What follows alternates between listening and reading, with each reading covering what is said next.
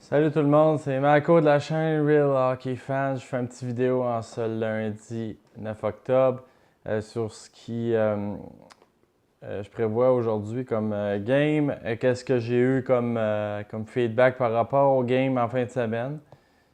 Puis ce soir, en gros, ça va se résumer comme ça. On va commencer tout de suite mon preview. Je commence tout de suite par vous dire que la vidéo a été faite là, avant, avant les matchs d'après-midi. Donc, c'est sûr que la vidéo va être postée plus tard dans la journée, mais croyez-moi, j'ai fait mes prévisions avant. Donc, pour commencer, les Capitals contre le Lightning. Les Capitals, je pense qu'ils vont l'emporter.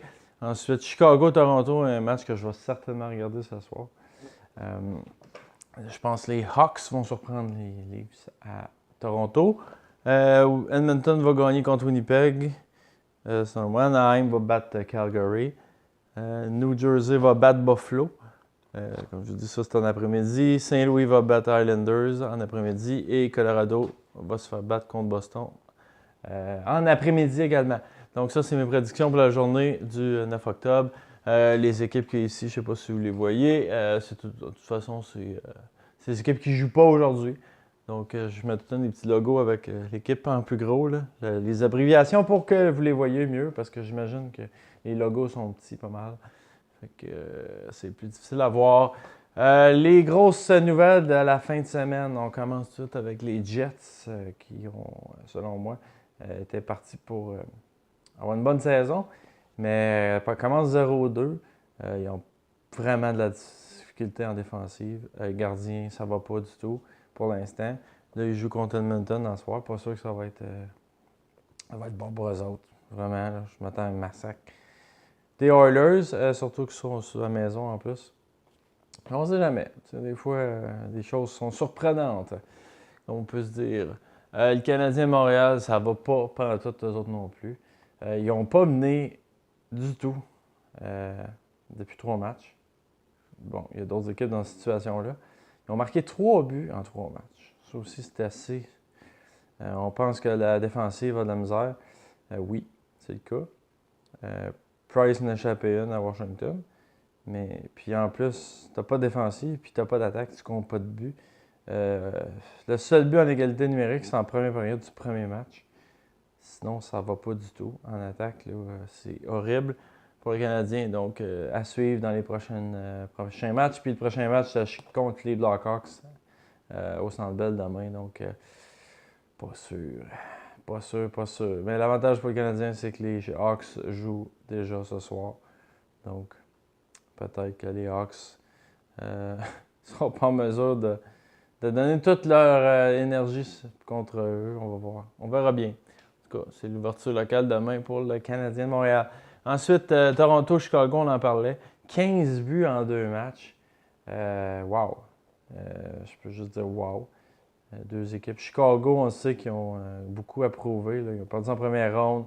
Il n'y a personne qui avait vraiment comme favori, même dans leur propre division, dans la conférence, dans la ligue. Surtout dans leur division, c'est assez. Même Nashville dans la des autres. Il y en a qui mettent Dallas, Winnipeg, Saint-Louis à Chicago. Donc je pense que Chicago a quelque chose à prouver cette année. Puis ils sont vraiment partis sur un air d'aller. On va voir ce que ça va donner à long terme. Mais avec les vieux de la vieille, là, comme Sad puis Sharp qui reviennent, ils ont quand même une équipe, un noyau qui se maintient. Donc je ne suis pas vraiment surpris. 15 buts, c'est surprenant là, quand même. Mais c'est pas surpris qu'ils gagnent en début de saison. Du côté des Leafs, c'est pas surprenant non plus. Ils ont toute une équipe de hockey.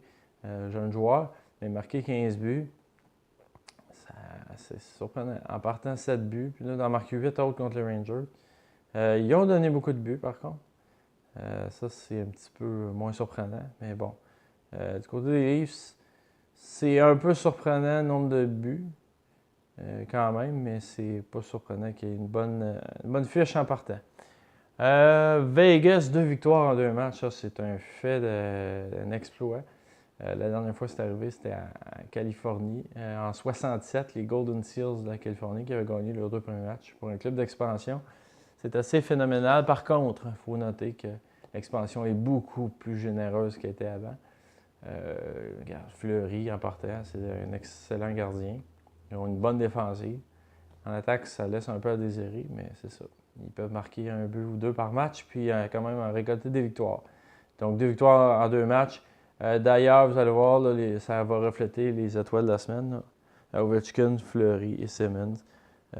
Évidemment, Ovechkin, on va en parler tout de suite. 7 buts en 2 matchs. Sérieux? C'est la première fois en 100 ans que ça se produit. Un tour du chapeau pour un joueur dans 2 matchs consécutifs en partant. Donc, incroyable. Je ne peux pas juste dire ça. C'est tout un score, mais en plus, marquer 7 buts en 2 matchs dès le départ, ça, c'est tout un fait d'exploit. On va voir si ça va continuer ce soir. Ça serait assez phénoménal qu'en fait, c'est encore 3 autres. Mais bon, on verra bien.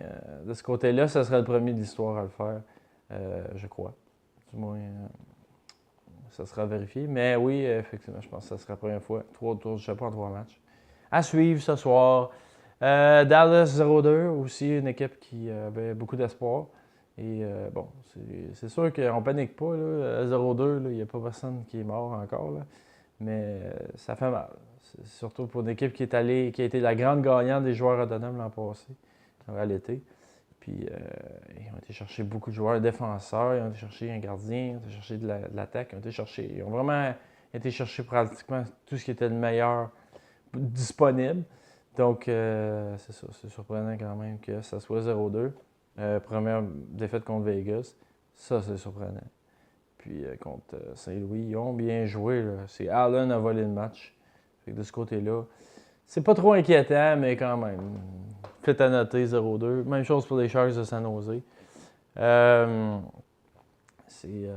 mauvais début de saison. Mais on panique pas encore, c'est 2 matchs. Mais moi, je fais un résumé de la semaine. Là, comprenez-moi bien. Là. Je suis pas en train de dire que c'est la panique puis il faut changer le coach. C'est juste que, bon, je résume la semaine. La semaine a été courte.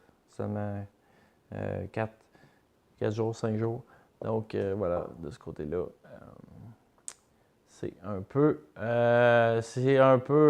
le tour de l'actualité de la dernière semaine. Dernier fait, c'est les Flyers qui ont commencé leur saison dans l'Ouest. Commencent avec une victoire contre San Jose, justement.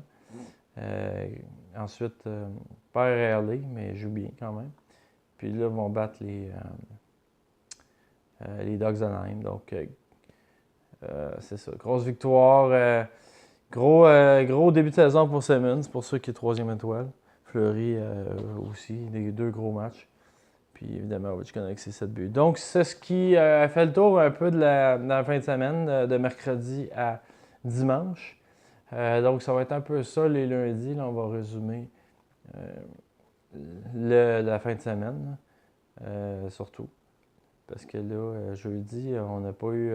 On a fait une vidéo jeudi, mais les matchs n'étaient pas joués encore. Donc, ça va souvent être comme ça. Jeudi, vendredi, samedi, dimanche. On fait un recap le lundi pour voir ce qui s'est passé, les meilleurs joueurs, ce qui s'est passé en fin de semaine. On fait un preview sur les prochains matchs. À chaque jour, on va faire un preview sur les matchs qui vont s'en venir. Puis une autre vidéo d'actualité également. Quand c'est ça, l'actualité va nous le permettre. Donc, merci d'avoir écouté. Continuez de vous abonner si ce n'est pas déjà fait.